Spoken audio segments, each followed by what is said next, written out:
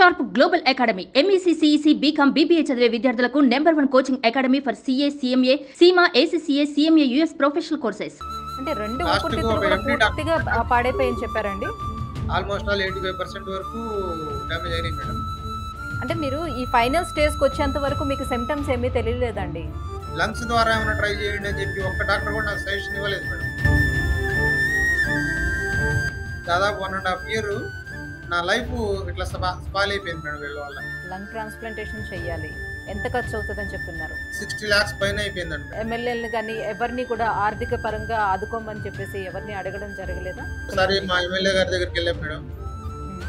CM relief fund ఏమైనా పెట్టిస్తారేమని చెప్పి అడగడానికి చెప్తాను.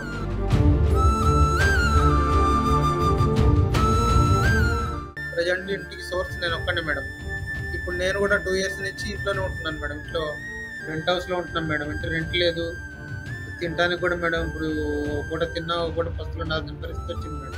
ఇది చాలా పెద్ద అమౌంట్ కావచ్చు, కానీ మా ప్రయత్నం అయితే మేము చేస్తాము. ఎవరైనా ఆర్థికంగా రంజిత్ గారికి సహాయపడాలి అని అనుకునే వాళ్ళు దయచేసి వాళ్ళకి సహాయం చేసేందుకు ముందుకు రావాలని మనస్ఫూర్తిగా మనం కోరుకుంటున్నాము. రంజిత్ గారు మీ సమస్యను తెలియజేసినందుకు నమస్తే. Welcome to Suman TV. 2 ఊపిరితిత్తులు పాడైపోయి వైద్యం చేయించుకోవటానికి ఆర్థిక పరిస్థితి బాగలేక సుమన్ టీవీని ఆశ్రయించారు ప్రకాశం జిల్లా మార్కాపురంకి చెందినటువంటి రంజిత్. ఆయన డైరెక్ట్గా స్టూడియోకి రాలేక మనకి లైవ్ కాల్లోకి అందుబాటులోకి వచ్చారు. ఆయన పరిస్థితి ఏంటి, అసలు ఆరోగ్య పరిస్థితి ఏ రకంగా ఉంది, డాక్టర్స్ ఏం చెప్తున్నారా అనే విషయాలను ఆయన మాటలోనే అడిగి తెలుసుకునే ప్రయత్నం చేద్దాం. నమస్తే రంజిత్ గారు. నమస్తే మేడం. రంజిత్ గారు, మీ 2 ఊపిరితిత్తులకు సంబంధించి అసలు డాక్టర్ గారు ఏం చెప్పారు అనేది కొంచెం వివరంగా తెలియజేస్తారా మాకు? మేడం డాక్టర్ గారు వచ్చేసి నాకు వచ్చిన డిసీజ్ పేరు వచ్చేసి సిఓపిడి ఎంఫసిమా మేడం. డాక్టర్ గారు నాకు 1.5 year బ్యాకే నాకు టెస్ట్లన్నీ చేశారండి. ఫస్ట్ అటెంప్ట్లోనే టెస్ట్ చేశారు. టెస్టులు చేసినప్పుడే టెస్ట్లను చూసేసి అప్పుడే డిసీజ్ కూడా ఏందనేది చెప్పారు మేడం. చెప్పిన తర్వాత అప్పుడే చెప్పాడు, మీకు లంగ్ ట్రాన్స్ప్లాంటేషన్ కావాలి ఇదని, కంపల్సరీ అదే చేయాల్సి వస్తుందని చెప్పాడు. తర్వాత ఏంటంటే మేము కొంచెం నేను యాక్టివ్గా ఉండడం, మెడిసిన్ ద్వారా ఏమైనా తగ్గుద్దులే అని చెప్పి కొంచెం ఈ 1 year మెడిసిన్ వాడుతూ కంటిన్యూ అవుతూ ఉన్నాను మేడం. గత దగ్గర ఒక 2 months నుంచి మాత్రం పూర్తిగా డల్ అయిపోయాను మేడం. అంటే ఆ మెడిసిన్ అనేది పట్టట్లేదు ఒంటికి. ఇప్పుడు మాత్రం ప్రెజెంట్ చాలా బ్యాడ్ కండిషన్లో ఉన్నాను మేడం. అంటే క్రానిక్ అబ్స్ట్రాక్టివ్ పల్మనరీ డిసీజ్ అంటే మీకు ఏవైనా అలవాట్లు ఉండున్నాయా ఇంతకు ముందు? యాక్చువల్గా అయితే సిగరెట్ అలవాటు ఉండే వాళ్ళకి వస్తుంది మేడం. నాకు సిగరెట్ అలవాటు లేదు మేడం. లేకపోయినా ఎట్లా వచ్చింది కూడా అది అడిగారు మేడం. లాస్ట్ ఫైనల్ వాళ్ళకి కూడా అర్థం కాక నీకు తలరాత అని చెప్తున్నారు మేడం. అంటే మీరు ఏదైనా పొగకి సంబంధించిన ఫ్యాక్టరీలో కానీ ఏమైనా పనులు అట్లా చేశారా? ఫ్యాక్టరీ కాదు మేడం. యాక్చువల్గా నేను వచ్చేసి చోళమండలం ఫైనాన్స్లో జాబ్ చేస్తానండి. మేము కలెక్షన్ పర్పస్ ఫీల్డ్కి వెళ్తామండి బయటికి. అట్లా 11 years నుంచి చేస్తున్నాను మేడం. నేను జాబ్ చేస్తున్నాను. మేబీ అదొకటే మేడం నేను బయట తిరిగేది. సరే, మీరు ఈ ఫీల్డ్ వర్క్ చేస్తూ ఎన్ని సంవత్సరాల నుంచి చేస్తున్నారు? 2012 నుంచి వెళ్తున్నాను మేడం. నేను చోళమండలంలో జాయిన్ అయింది 2012 మేడం. అంటే ఆల్మోస్ట్ ఆల్ 11 years. ఎక్కడండి, ఏ హాస్పిటల్లో చూపించుకున్నారు? యశోద హాస్పిటల్ తెలంగాణ. యశోద హాస్పిటల్ ఎక్కడ? సికింద్రాబాద్ మేడం. సికింద్రాబాద్ యశోద హాస్పిటల్లో చూపించుకున్నారు. అవును మేడం. డాక్టర్ సాయి రెడ్డి గారు. సో అంటే పర్ఫెక్ట్ గా రీజన్ ఏంటి, ఇది పలానా రీజన్ వల్ల మీకు వచ్చిందని ఏమీ చెప్పలేకపోతున్నారు? రీజన్స్ డాక్టర్కి అర్థం కావట్లేదు మేడం. డాక్టర్స్కి అర్థం కావట్లేదు. ఫైనల్ గా వాళ్ళు ఏం చెప్తున్నారంటే నీ తల రాత ఇంకా నేను చేయగలిగింది ఏం లేదు అంటున్నారు. అంటే మీరు ఈ ఫైనల్ స్టేజ్కి వచ్చేంత వరకు మీకు సిమ్టమ్స్ ఏమీ తెలియలేదండి? సిమ్టమ్స్ అంటే ఉన్నాయి మేడం. ఆయాసం ఫుల్గా వచ్చేసేది. మా నడుస్తున్నప్పుడు కానీ స్టెప్స్ ఎక్కుతున్నప్పుడు కానీ విపరీతమైన ఆయాసం వచ్చేది మేడం. యాక్చువల్గా ఏమైందంటే మేడం, ఈ ఆయాసం వస్తున్నప్పుడు ఎవరినన్నా ఆర్ఎంపీలు కానీ ఫస్ట్ స్టార్టింగ్ చిన్న డాక్టర్ల దగ్గరికి వెళ్తాం మేడం. చిన్న డాక్టర్ల దగ్గరికి వెళ్ళినప్పుడు వాళ్ళు ఏం సజెస్ట్ చేస్తున్నారంటే కార్డియాలజిస్ట్ దగ్గర సజెస్ట్ చేస్తున్నారు. ఫస్ట్ స్టార్టింగ్లో ఆయాసం అనేటప్పటికి కార్డియాలజిస్ట్ సజెస్ట్ చేస్తుంటే నేను ఫస్ట్ అట్లాగే కార్డియాలజిస్ట్ దగ్గరికి వెళ్ళాను మేడం. కార్డియాలజిస్ట్ దగ్గరికి వెళ్తే వాళ్ళు ఏం చెప్తున్నారంటే వాళ్ళు టెస్టులన్నీ చూస్తున్నారు. టెస్టులు చూసిన తర్వాత నా దగ్గర హార్ట్కి సంబంధించిన ప్రాబ్లం ఏం లేదని వాళ్ళకి తెలుసు. కానీ వాళ్ళు అది చెప్పకుండా వాళ్ళు ఏదేదో రీజన్లు చెప్పేసి నీకు ఆయాసం ఎక్కువ ఉందని ఒక డాక్టర్ అంటాడు. ఒక డాక్టర్ ఏమో నీ గుండెలో నెమ్ముంది అందువల్ల నీకు ఆయాసం వస్తుందని ఒక డాక్టర్ అన్నాడు. ఒక డాక్టర్ వచ్చేసి నీకు గ్యాస్ ట్రబుల్ ఉంది దానివల్ల నీకు ఆయాసం వస్తుందని చెప్పి ఒక డాక్టర్ అన్నాడు. ఇంకొక డాక్టర్ అయితే ఏకంగా రమేష్ హాస్పిటల్ డాక్టర్ అంట విజయవాడలో. కానీ ఈ కార్డియాలజీకి సంబంధించిన డాక్టర్లు ఒక్కళ్ళు కూడా ఈ దగ్గర ఏం లేదు, కనీసం లంగ్స్ ద్వారా ఏమైనా ట్రై చేయండి అని చెప్పి ఒక్క డాక్టర్ కూడా నాకు సజెషన్ ఇవ్వలేదు మేడం. అట్లా నా టైం అంతా వేస్ట్ అయిపోయింది మేడం. 1 ఇయర్, దాదాపు 1.5 ఇయర్ నా లైఫ్ ఇట్లా స్పాయిల్ అయిపోయింది మేడం వీళ్ళ వల్ల. అంటే 2 లాస్ట్కు ఊపిరితిత్తులు ఒక కూడా ఎండి పూర్తిగా పాడైపోయాయని చెప్పారండి?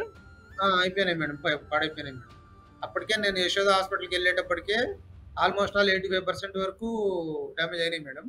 ఆ తర్వాత కొంచెం ఇప్పటి నా వరకు మీరు మెడిసిన్ ద్వారా ట్రీట్మెంట్ కోసం ఎంత వరకు ఖర్చు చేశారండి? ఇప్పటి వరకు దాదాపు 8 lakhs పైన ఖర్చు పెట్టాను మేడం. 8 lakhs వరకు ఖర్చు పెట్టారు. 8 lakhs వరకు దాదాపు 8 lakhs కన్నా ఎక్కువ అయిపోయినాయి మేడం.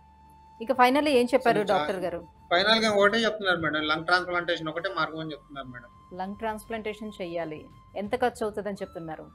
యాక్చువల్గా వచ్చేసి ఓన్లీ వాళ్ళ ఎస్టిమేషన్ ఇచ్చిందే మాకు, ఓన్లీ ఆపరేషన్ ఛార్జెస్ 35 lakhs అవుతుంది మేడం. 35 lakhs వచ్చేసి వాళ్ళ ఆపరేషన్ ఛార్జెస్. దాని తర్వాత ఆ తర్వాత మళ్ళీ ఒక 30 lakhs 35 lakhs వరకు మళ్ళీ ఖర్చు ఉంది మేడం. అంటే మనము 6 months ఊరు బయట ఉండాలి, రూమ్ తీసుకొని, హౌస్ తీసుకొని. అది కాక ఓన్లీ హాస్పిటల్లోనే మళ్ళీ బెడ్లోంచి బయటకు వచ్చేటప్పటికి ఇంకో 15 lakhs వరకు ఖర్చు అవుతాయి మేడం.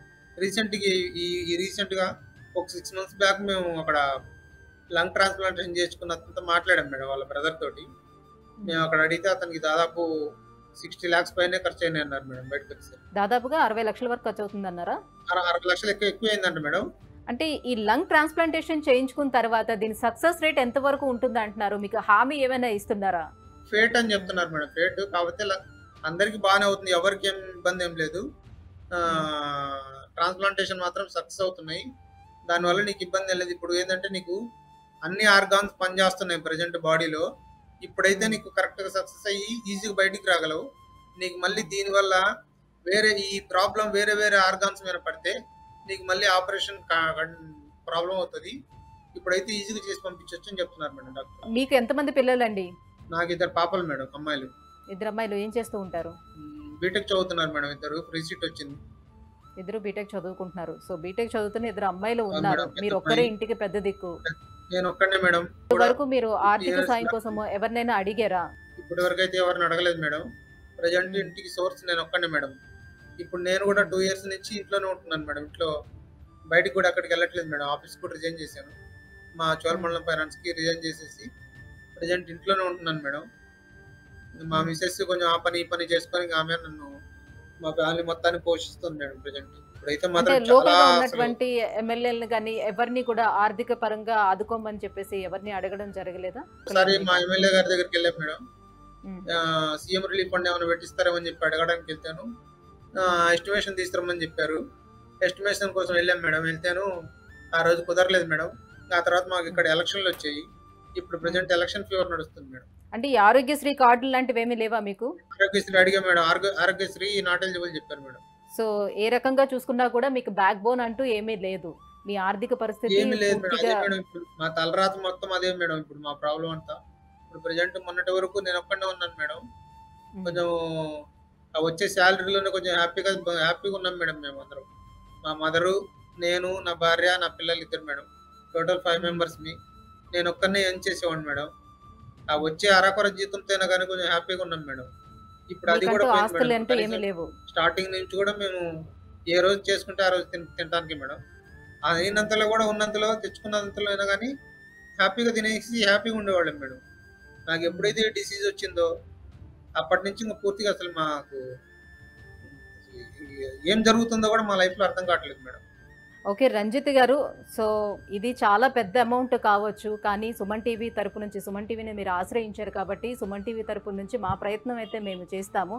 ఎవరైనా ఆర్థికంగా రంజిత్ గారికి సహాయపడాలి అని అనుకునే వాళ్ళు దయచేసి వాళ్ళకి సహాయం చేసేందుకు ముందుకు రావాలని మనస్ఫూర్తిగా మనం కోరుకుంటున్నాము. రంజిత్ గారు, మ్యాక్సిమం మా వంతు మేము ట్రై చేస్తామండి. థ్యాంక్ యూ సో మచ్ అండి, మీరు లైవ్ కాల్లోకి అందుబాటులోకి వచ్చినందుకు, మీ సమస్యను తెలియజేసినందుకు. అదేనండి, మీ ఆర్థిక పరిస్థితి అర్థం అవుతుంది, మీరు అనుభవిస్తున్నటువంటి కష్టం కూడా అర్థం అవుతుంది. ప్రతి ఒక్క వ్యూవర్స్ కూడా మీ కష్టాన్ని చూస్తున్నారు. సో ఎవరికి ఎంతవరకు చేతనైతే అంతవరకు వారు సాయం చేస్తారని ఆశిద్దామండి. రెంట్ హౌస్లో ఉంటున్నాం మేడం. ఇంటి రెంట్ లేదు, తినడానికి కూడా మేడం. ఇప్పుడు పూట తిన్నా పూట పస్తులు ఉండాల్సిన పరిస్థితి వచ్చింది మేడం. మా మిసెస్ ఒక్కతే ఏదైనా చిన్న చిన్న మిషన్ కుట్టుకొని మాకు పెట్టే పరిస్థితి వచ్చింది మేడం మాకు. సో చూస్తున్నారు కదండి, 45 సంవత్సరాల రంజిత్ ఏజ్ చాలా చిన్నదైనప్పటికీ కూడా ఎంఫసిమా అనే వ్యాధితోటి బాధపడుతూ ఉన్నారు. 2 ఊపిరితిత్తులు కూడా అతనికి పాడైపోయి ఉన్నాయి. ఆర్థిక సాయం కోసం ఎదురు చూస్తూ ఉన్నారు. ఎవరో ఒకరు వచ్చి ఆదుకోవాలి. ఎంతో కొంత ప్రతి ఒక్కరు రూపాయి కలిపితేనే అది 10 రూపాయలు అవుతుంది. కాబట్టి ప్రతి ఒక్కరూ కూడా సాయం చేసి, అతనే ఆ ఇంటికి పెద్ద కాబట్టి అతను నిలబడితే ఆ కుటుంబం కూడా నిలబడుతుందని ఆశిస్తున్నారు. ఎవరైనా ఆర్థికంగా అతనికి సాయం చేయదలుచుకునే వారు కింద స్క్రోల్ అవుతున్నటువంటి నెంబర్లకి ఒకసారి కాల్ చేయగలరు. Thank you so much.